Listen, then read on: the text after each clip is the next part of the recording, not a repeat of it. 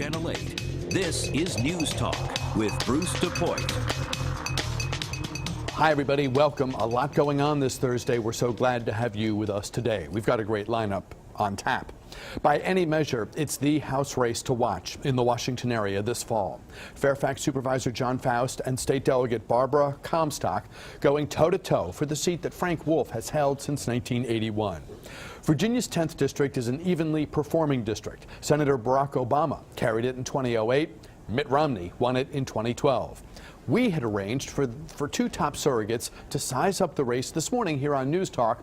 The chairman of the 10th District Republican Party, John Whitbeck, and the head of the 10th District Democratic Party, Charlie Jackson. Mr. Whitbeck says he had a client emergency, and the Comstock team was unable to find someone to take his place. So we will talk today with Mr. Jackson, who joins us here on set alongside an empty chair. It's good to have you with us. Thank you very much for keeping us on your schedule today. Bruce, thanks for having me, and I'm sorry that the chair is empty. I was hoping to meet my counterpart, John Whitbeck, this morning and frankly commend him on a spirited campaign. But frankly, I guess I'm not surprised. I'm disappointed, but I'm not surprised that Delegate Comstock's campaign pulled John Whitbeck back this morning and did not send another surrogate this morning. This is not a new thing, I don't think. So I don't know about the client emergency, and I don't know if you do either, but you obviously believe, and other Democrats in the 10th believe, that it fits a pattern as it relates to what we've seen in the race so far. It certainly fits a pattern for Delegate Comstock's campaign, and it's unfortunate, but it's not surprising, Bruce. Delegate Comstock's campaign, if you've noticed just today and this morning, an ethics scandal that she's in the middle of keeps dripping, dripping, dripping. It's a slow bleed for Delegate Comstock's campaign. The Washington Post reported this morning, both this morning and last night, about an ethics scandal where she has a Washington client, and she carried their legislation in Richmond.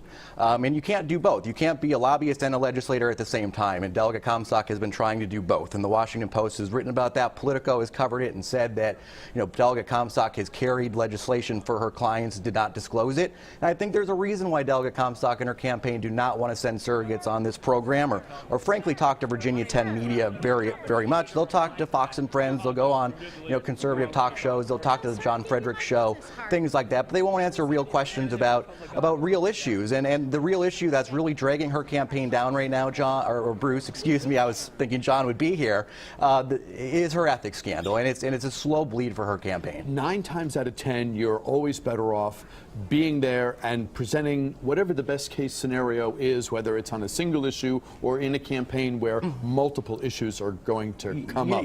Why do you think, if it was the case this time, that it wasn't a scheduling conflict, something that came up after the booking was set and agreed to, and it was, interestingly, it was Mr. Whitbeck who wanted to do Thursday. We said fine to Thursday. You apparently arranged your schedule to be here today.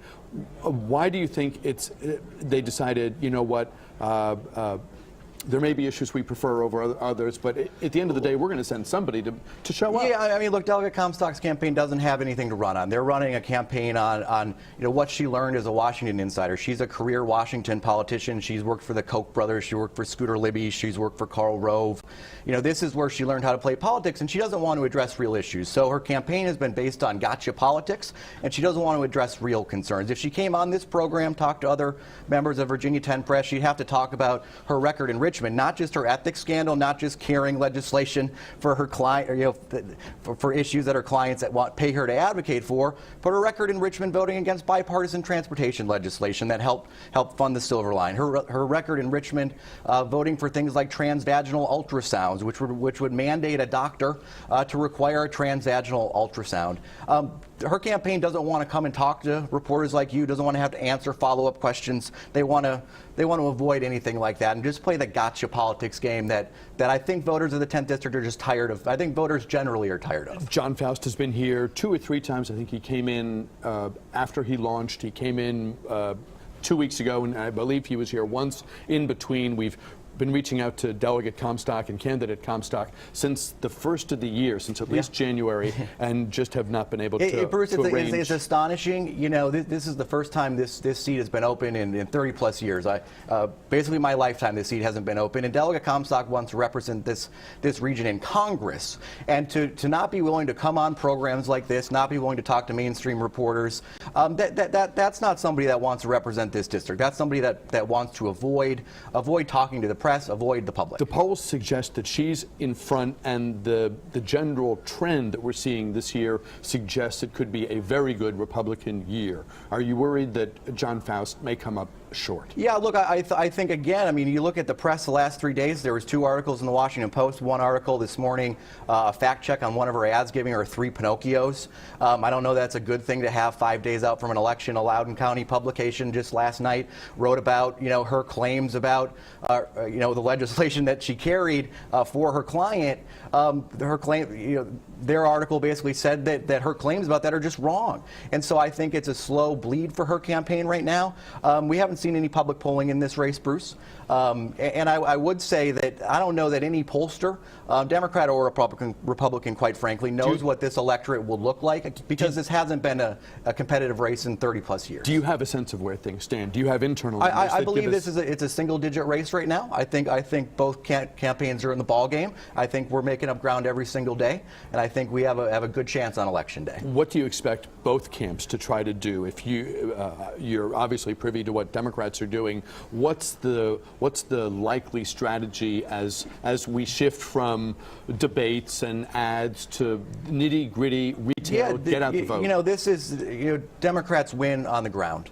The past handful of election cycles in Virginia, Republicans have said they were going to win. They said Mitt Romney was going to win Virginia. That didn't happen. They said the same year, they said George Allen was going to beat Tim Kaine. That did not happen either. They said George Allen was going to beat Jim Webb. That didn't happen either. They said John Whitbeck, who's not here with me today, said he was going to win his special election against Senator Wexton a handful of days before that, and that didn't happen either. Democrats in Virginia, and frankly across the country, are much better at turning out our vote. We actually know what we're doing. We target our voters extremely well. We saw just yesterday reported that Delegate Comstock's campaign, there's this myth that she's running this fabulous campaign. She just spent $200,000 paying for people to knock on doors. We don't have that problem. We have energy, we have enthusiasm on our side, and we have people ready to turn this district blue.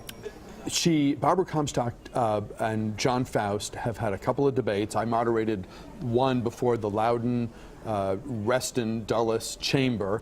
A lot of the people who saw that race, who saw that encounter, thought that Barbara Comstock probably outperformed John Faust. She's obviously had a lot of television experience because she's done a lot of Fox, and she's done talk radio, I think WMAO and some other stations. How do you square her skills as I talked with a Washington local reporter who said that she's mystified Comstock doesn't make herself more available, because in the characterization of this reporter, she's a fabulous campaigner. So it was a real question. I'm not trying to tee you up here. No. How do you square her clear experience in doing radio and television with what has been a clear reluctance? I think, again, it's obvious, Bruce. I agree with you. She's very well spoken. She's very capable public speaker, and she's learned how to do that over the years, working for groups like the Workforce Fairness Institute, which she gets paid for on one hand and carries her legislation for on another. And well, how do I square that? Her very good public speaking ability and ability to answer questions the way she wants to. She doesn't want to answer the questions, Bruce. She doesn't want to look you in the eye and have to answer a question about where it was she actually disclosed the fact that she was getting paid on one hand and carrying legislation on another. The question right now, Bruce, if you read the Washington Post article by Tony Olivo this morning, the question isn't whether or not her carrying that legislation was unethical. The article clearly states that she likely broke House Rule 69 in the House of Delegates. The question right now is whether or not what she did was illegal. And it's not surprising that she doesn't want to come on this program and answer questions. So that's how I would square it. If John Faust loses this seat by a few hundred votes, a few thousand votes, something in the 1% realm, will strategists and other sort of pundit types say, you know what, if he hadn't said Barbara Comstock's never had a real job, this race could have gone down a different path? Yeah, look, I think that's the type of Washington politics that Barbara Comstock has brought to this campaign, that sort of gotcha. But no one thinks that was a smart comment to make for someone who's a lawyer, a Hill staffer, a delegate, a mom, all real jobs. Sure. Look, I think what voters see is that the Delegate Comstock's campaign are taking words and playing gotcha politics and not focusing on a record. Look, people who live in the 10th Congressional District, they care about the congestion that they drive in every morning on I-66 and 495, and they care about when they're at home having dinner with their family. Those are the issues they care about, and they know that Delegate Comstock, when her own governor, Republican Governor Bob McDonnell, proposes a bipartisan transportation solution, Delegate Comstock votes with the Tea Party. She doesn't vote with them. And those are the issues people care about. They don't care about a gotcha moment. And that's been the entirety of Delegate Comstock's campaign, is gotcha this, gotcha that. And I just think voters are tired of it. Charlie Jackson is the head of the Democratic Party in Virginia's 10th Congressional District. As we mentioned at the outset here, our planned conversation with both sides fell apart close to showtime. Thanks very much for your time. Thank you, for Bruce. coming in. Thanks We'll for talk with having you me. again, I'm certain. When we return, WTOP sports reporter Noah Frank on Robert Griffin's return to the starting lineup and that epic World Series Game 7.